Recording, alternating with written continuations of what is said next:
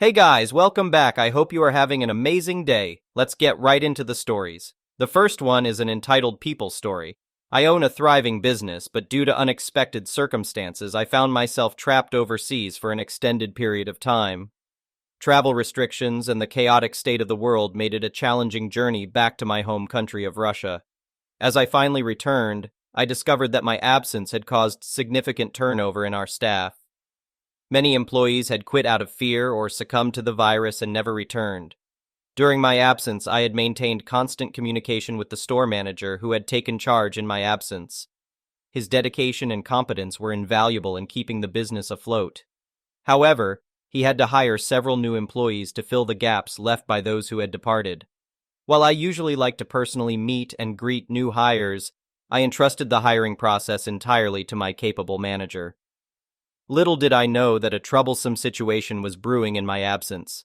Excited to be back and eager to assess the state of affairs, I parked my car in the employee section of the parking lot, a spot I had always used. Upon entering the store, the manager and I were abruptly interrupted by piercing screams that echoed through the building. We rushed to the front, alarmed by the disturbance. An employee, her face twisted with anger, was loudly berating the unknown driver who had parked in her designated spot. Astonished by her coarse language and lack of professionalism, I immediately sought to defuse the situation. Approaching her, I calmly stated, "That is my car. I would appreciate it if you refrain from causing a scene in front of our customers. May I have your name and employee badge number, please?" She defiantly retorted, "I'm not giving you any of that crap. If you have a problem, take it up with my boss. And if your car isn't moved in the next 5 minutes, we're going to have a serious problem." Suppressing my growing frustration, I asserted my authority. "There is already a problem here. I suggest you close your register and head back to the office immediately." Temporarily leaving her, I sought the manager to inquire about this employee's behavior. He explained that she had been recently hired and exhibited no signs of such behavior during the training period. It seemed she had misunderstood the company's parking policy and believed she could reserve the same spot every day. Her lack of awareness of who I was or the consequences of her actions only added fuel to the fire. Even without my presence, her behavior would have merited immediate termination under the manager's discretion. We had zero tolerance for employees causing disturbances and tarnishing our reputation. Suddenly, a loud crash shattered the air outside, unmistakably coming from our delivery truck. Rushing out, I witnessed the employee behind the wheel, recklessly ramming it into my car. The small vehicle, defenseless against the massive truck's impact, crumpled and flattened under the force. Enraged by the destruction, I vowed to take immediate action against her. Approaching her, I exclaimed, "How dare you destroy my car and then treat me like a criminal? You are sorely mistaken if you believe you can get away with such behavior." Without a hint of remorse, she arrogantly retorted, "Get out of my store right now. Consider yourself banned. If I ever see you again, I will have you arrested." At that moment, she pulled out her phone, dialing the police and falsely accusing me of trespassing. Though I attempted to explain my position, she relentlessly interrupted, preventing me from defending myself. Realizing that waiting for the police to arrive was my only recourse, I calmly endured her accusations. When the officers arrived, they listened attentively to her claims, treating me as the alleged trespasser. Yet, before long, I had the opportunity to present my identification and prove my ownership of the store. Their demeanor swiftly changed, realizing the gravity of the situation. The lead officer addressed me, "Sir, this woman claims you were trespassing, but if you can provide identification to confirm your status as the CEO and owner, we will rectify this misunderstanding." Without hesitation, I assured them, "Of course. Let us go inside my office, where I can provide additional paperwork and permits in my name." As we entered the office, I felt a mix of anger and determination.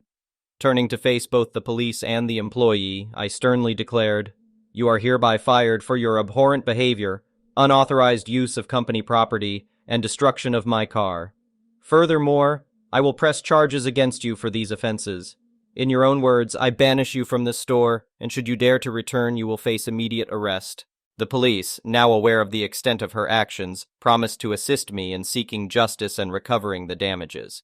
Thankfully, I had a reliable company lawyer who assured me of his support in handling the legal proceedings. Finally, I could focus on restoring order and managing my store. Unfortunately, my car was irreparable, leaving me with no choice but to demand full compensation from the employee for its replacement. As for the manager, he continually apologized for allowing someone like her to slip through the hiring process. However, I assured him that such unpredictable individuals could deceive even the most astute observers, emphasizing that it was not his fault. Meeting the remaining new staff went smoothly, with some jokingly expressing disbelief that I actually existed due to my prolonged absence. Reflecting on the incident, I felt grateful that I had been present to protect my employees from this erratic individual. The ban on her entry held strong, and I received no further reports of her attempts to infiltrate my store. Amid the legal proceedings, the employee threatened to sue me for wrongful termination. However, her baseless claim never materialized, likely due to the lack of merit and the futility of pursuing a losing case in court. Justice prevailed, and I could finally dedicate my energy to the growth and prosperity of my business once more. The next one is a pro-revenge story. I have a huge, broken family that's unnecessarily close and totally dysfunctional. My great step-uncle, let's call him John, is a constant presence in my life, along with a cast of other characters who could all have their own stories. John is an a-hole. He's 90, but he's still sharp as a tack, which he uses to push his bizarre views on everyone he meets. Forever. His weapon of choice is the chain email, which he uses to great effect. John has used this chain email to do everything from promoting his healthcare plan he wrote, spoiler, no one is covered, to sharing his crackpot inventions for perpetual energy, to discussing personal family matters, to spreading racist and sexist ideas to everyone in his contact list. And I'm not talking about the 2019, let's debate this kind of racism and sexism. I'm talking about women should be seen and not heard, and black people were better off as slaves kind. Nice guy. After receiving these emails for 3 years, he got my email from my LinkedIn profile. I begged him to remove me from the list since I was getting emails from him daily and I'd rather not block him. He refused, stating that he was opening my mind, I was too sensitive, and that if I didn't like them, I didn't have to read them. Last week, he decided to send me and my brother a rough draft of his book through LinkedIn direct message, asking for comments, even though he doesn't want comments. I found this strange.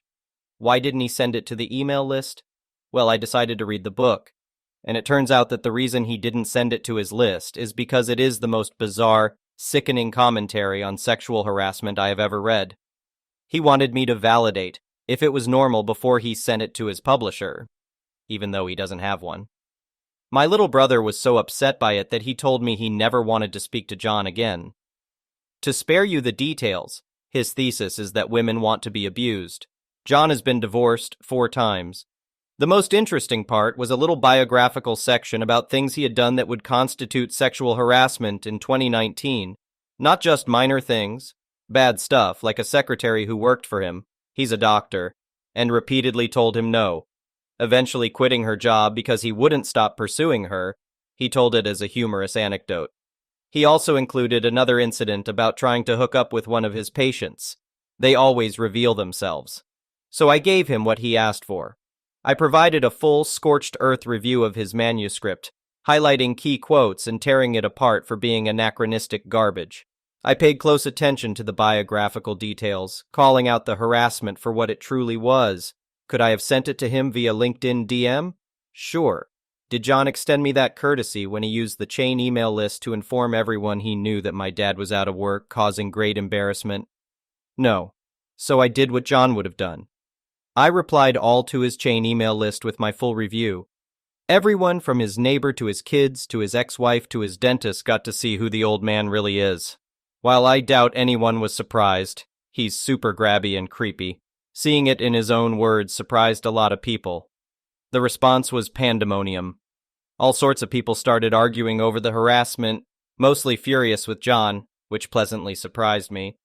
Since then, my brother and I have been removed from the chain email list. He's 90 and lives alone in the middle of nowhere. He won't face any consequences. But I'm really looking forward to seeing John at Passover now. The next one is a petty revenge story. I work with a large organization that has multiple branches in every state across the country. I am the head of one such branch. My boss, the regional manager, oversees around 15 branches in a regional cluster. During August of this year, I asked my boss for a 5-day leave in September, which he promptly granted. I then informed HR about it, suggesting they temporarily arrange for somebody to run my branch for the week. This was necessary because 1. Due to corporate directives, some branches, including mine, could not operate without a branch head physically present. 2. It wasn't possible for someone from inside the branch to substitute for me due to technicalities. HR assured me that there was plenty of time to arrange for my temporary substitute. So, I didn't think much about it since it was their responsibility to handle leaves. I didn't imagine that formal approval or written documentation would be crucial because nobody had faced a situation like mine before. On the last working day before my leave, I asked HR about who would take care of my branch in my absence. They flatly stated that no one in the region cluster was available to cover for me because many employees were on leave due to festivities that week. Me, you're telling me this now? Regardless, I fail to see how that's my problem when my leave was granted a month ago. HR. Discuss it with the RM, my boss. I called him up, but it turned out HR had already spoken to him about the matter before I did. RM. How could you intend to go on leave during this time when we are already under so much pressure due to the sudden staff shortage? On top of that, our company's audit is due next month. Me. But you already approved my leave a month ago. RM. No, I'm sure I must have said that I would think about it. Me. Absolutely not. I wouldn't have booked my tickets and planned my travel to my hometown to see my parents if you hadn't confirmed the leave. This back and forth went on for a while, and I was exasperated with the argument. In the end, I felt humiliated for having to almost beg for a leave. Me.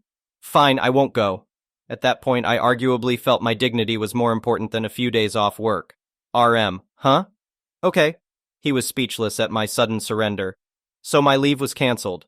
I had to cancel my tickets, wasting money, and I was utterly exhausted from this ordeal.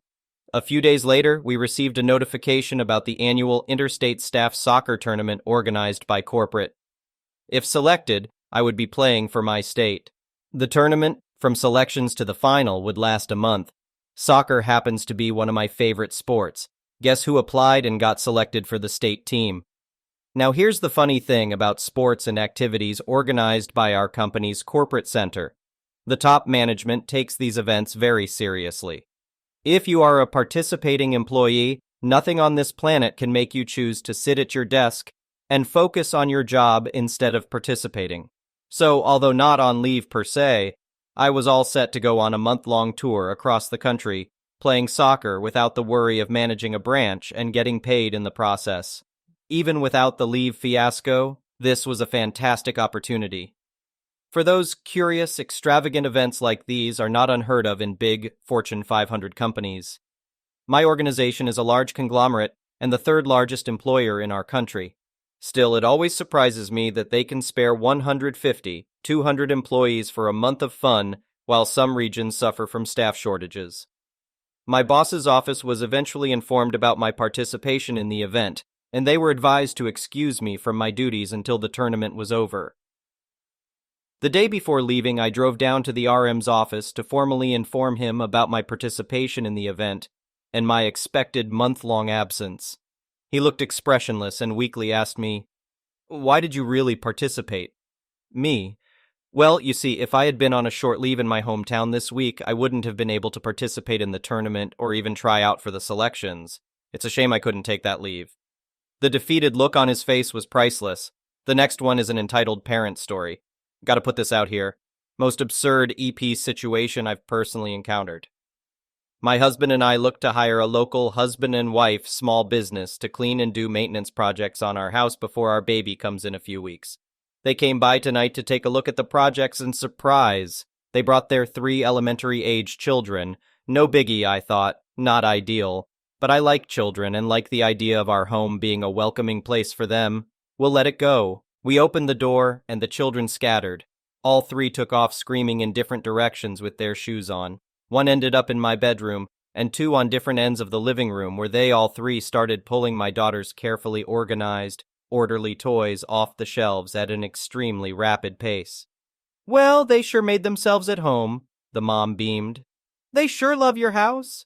I tried to orient the parents quickly so they would leave ASAP, and the oldest child noticed our loft, which is our playroom library, and is also carefully organized and decorated with love with various handcrafted elements, and they all raced upstairs.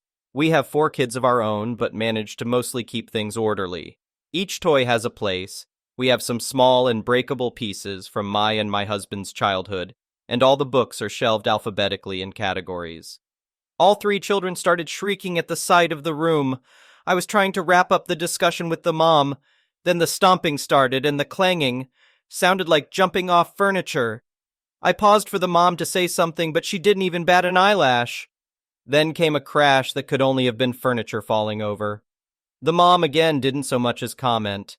My husband ran upstairs, alarmed. The youngest one, maybe 4, then raced down, needing to go potty urgently. 3 of our 4 bathrooms need service, which is why we were hiring these people. So the only bathroom available was our master bath, where we have chicks in an incubator. As I showed the child where to go, she got distracted by the chicks and screamed to the older kids upstairs to come and see, come and see, come and see now. So the older 2 came barreling and yelling, shoes on, through my bedroom and bathroom, and the small one didn't quite make it to the toilet in the excitement. This all happened in the 15 minutes I thought we'd be quickly introducing the adult contractors to the projects and negotiating pay. This was bizarre and horrible, I thought, but we'll just have them do the job tomorrow and not work with them again. But then, 2 of the kids started to tantrum when it was time for them to leave, notably without putting away a single toy they had disassembled and strewn about.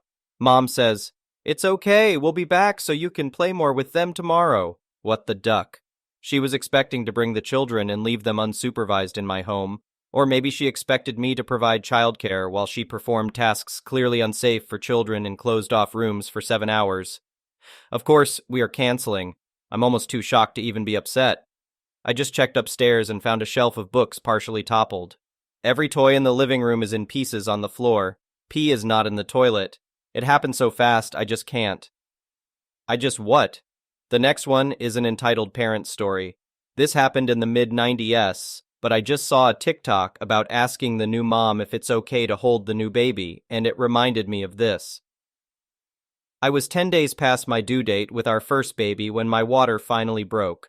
We went to the hospital, and 24 hours later, I was still nowhere ready to deliver. My OB talked to us about a C-section, and we agreed. It was around 10 p.m., and it wasn't an emergency, so my husband called his parents and my mom, and they came to the hospital. A couple of hours later, we had a beautiful, healthy baby girl. What they don't tell you about the C-section is that it takes no time to get the baby out and forever to sew you back up. I was shown my baby. My arms were laid out with IVs and such. There was no way for me to hold her. Then she was taken to the nursery, and my husband went with her. What felt like hours but was probably more like 40 minutes, I was taken to the recovery room. My husband was there holding the baby with his parents and my mom. He brought her to me and I held her, and it was perfect. I asked my mom if she would like to hold her first grandchild, and she said laughingly, "Oh, I already did."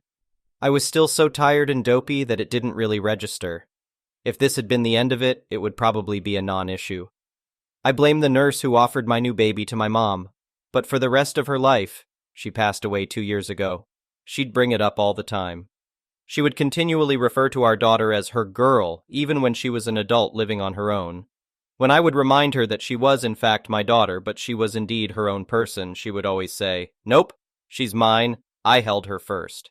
It always made me crazy that she not only held her first, but constantly rubbed it in my face. When we had our second and third, C-sections for all 3, I made sure to tell the nurses. They were appalled and assured me that wouldn't happen.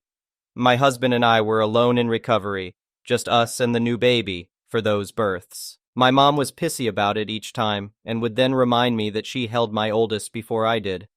The next one is a choosing beggars story. First off, for some context, I have terminal cancer in my spine and hip, so movement and traveling are very difficult for me. I am a bit of a clothesaholic and often wear things once or twice before selling them on eBay.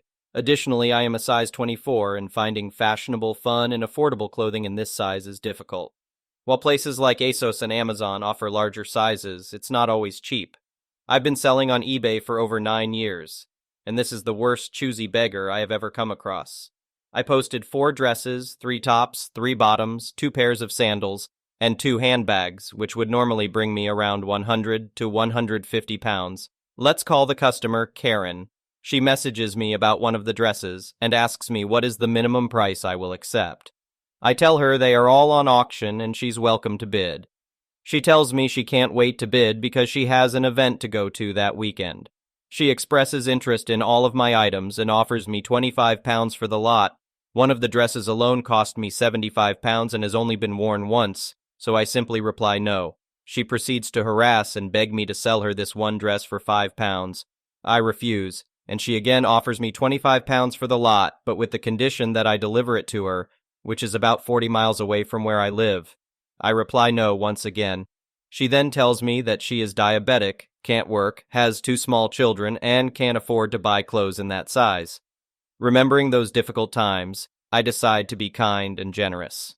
I agree to sell her the one dress for 25 pounds and give her my PayPal info. She sends me 2.50 pounds, and I assume it's a mistake on her part. I remind her that the dress is 25 pounds. She then asks why I can't let her have it for 2.50 pounds, stating that I clearly don't need the money. She also mentions how hard it is to find larger dresses since we are both size 24. She attempts to guilt trip me. Despite this, I insist that the dress is 25 pounds. In response, she calls me a heartless idiot and says I should let her have the dress for 2.50 pounds since I won't get much more for it anyway. However, the bidding on the dress is already at 17.50 pounds. I decide to refund her 2.50 pounds and wish her luck in the future. Later, I receive an email from PayPal demanding a 25 pounds refund for a dress she didn't even purchase. Not only that, she contacted eBay and falsely claimed that I am a scammer. I inform her that I have the entire conversation to prove what actually happened. In response, she tells me she hopes I get cancer and die. I inform her that I already have terminal cancer. She accuses me of lying for sympathy, demands her 2.50 pounds plus interest back, and threatens to take me to small claims court. Furthermore, she claims to know me and where I live, and threatens to send her husband to physically harm me and collect the dress. I apologize for the length of this post, but I was completely speechless and unsure of how to respond to such a situation. Thank you for watching. I would really appreciate it if you could like the video and subscribe to our channel if you haven't already. We'll see you again tomorrow.